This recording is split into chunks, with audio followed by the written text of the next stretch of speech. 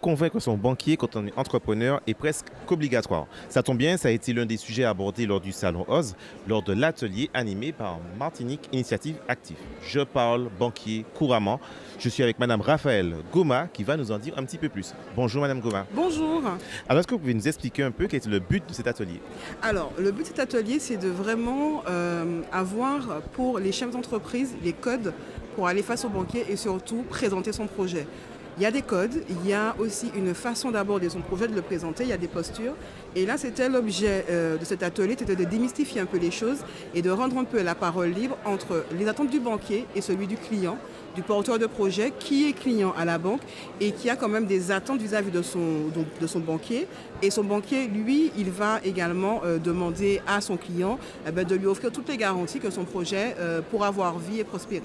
Est-ce qu'il y a vraiment une demande? Est-ce qu'on constate que les porteurs de projet ne savent pas parler aux banques?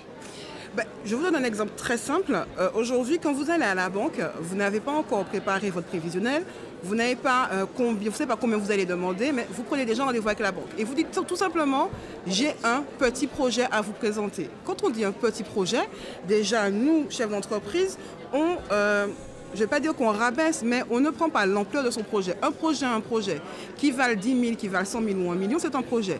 Quand vous allez face à quelqu'un, il faut que vous sachiez déjà de combien vous avez besoin et qu'est-ce que vous allez mettre en place.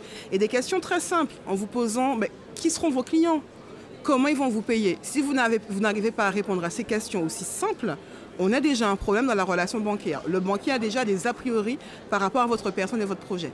Justement, qu'est-ce qu'on doit savoir pour pouvoir bien approcher un banquier? Qui sont vos clients et comment ils payent? C'est ça? Et les autres questions, ce serait quoi? Alors, les autres questions, c'est d'abord vous. Comment vous positionnez en tant que personne qui va exercer l'activité? Est-ce que vous avez les qualifications, les diplômes? Votre projet en lui-même, combien vaut votre projet? Est-ce que vous avez déjà réfléchi à vos fournisseurs? Avez-vous des délais de paie? On n'arrive plus à trouver des personnes, du personnel de salle, des cuisiniers. Donc, se posera la question pour le banquier avec votre projet de restauration.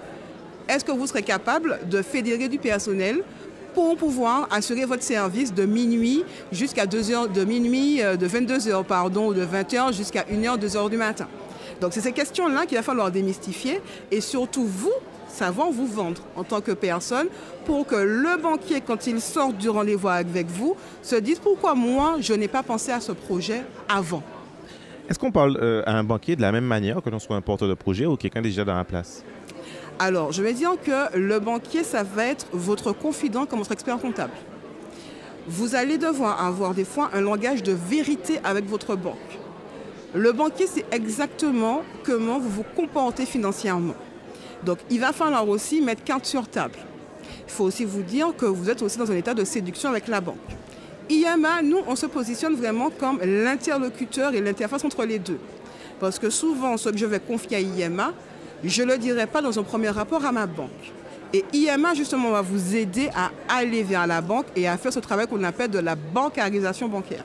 Donc, permettre à ce que votre projet, qui a des points un peu discriminants, de pouvoir les gommer avec l'accompagnement d'IMA et vous permettre justement d'être en cohérence avec le langage de la banque et votre langage à vous.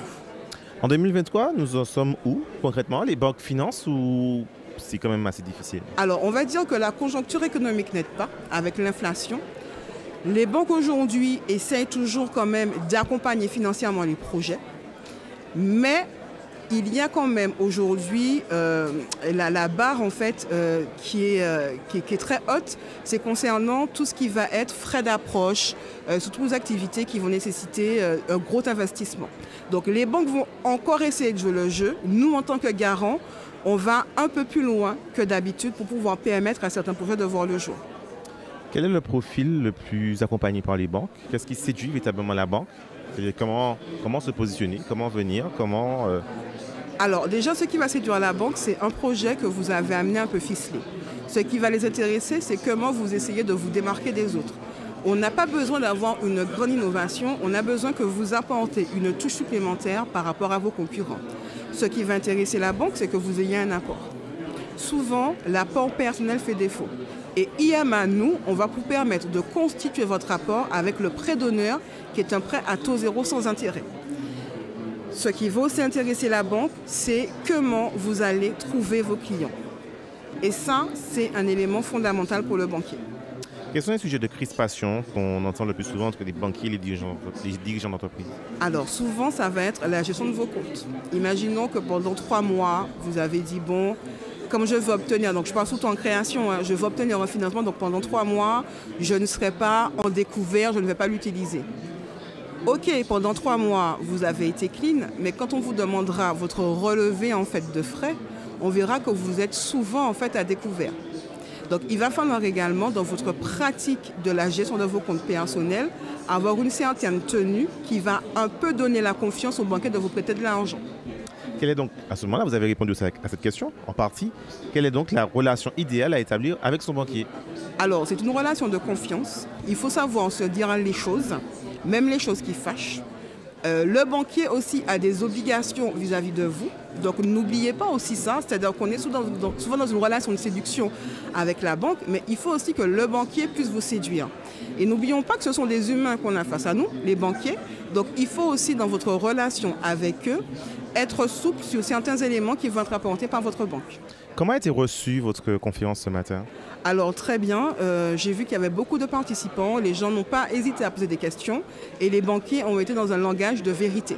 Donc aujourd'hui... Ça a suscité des crispations? Comment justement, ce langage de vérité, comment a-t-il été... Alors je vais dire que des deux côtés en fait, les personnes ont été tout à fait courtoises, mais se sont dit vraiment les choses.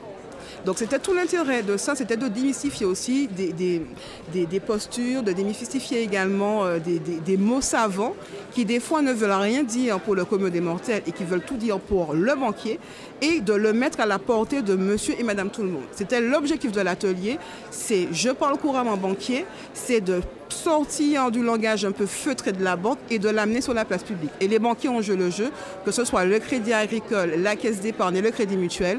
Elles ont fait confiance, elles sont venues tout simplement à cet atelier. Du coup, cet atelier était un résumé, dirons-nous, de ce que Martinique Initiative Active. Alors, Initiative Martinique Active, c'est un peu long à dire, je sais, c'est Initiative France et France Active.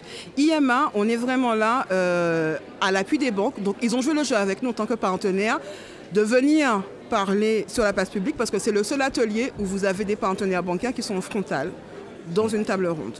Donc c'est ça aussi, c'est porter ce climat de confiance dans la relation avec la banque, c'est notre métier à IMA. Merci beaucoup, Madame Raphaël Gouma, d'avoir été des nôtres. Je rappelle que vous êtes donc présente sur le stand de IMA, qui est d'ailleurs à l'entrée. On ne peut pas nous rater. À l'entrée du Salon Oz. Où est-ce qu'on peut vous retrouver toute l'année si on n'a pas la possibilité de venir demain au Salon Oz? Alors, nous sommes à l'Afcadio. Donc, alors, je vais faire très simple, je fais de la pub, mais à l'étage du supermarché Auchan au centre-ville. Ok, le parking de l'Afcadio. Le parking de l'Afcadio, nous sommes là. Merci beaucoup, Madame Gouma.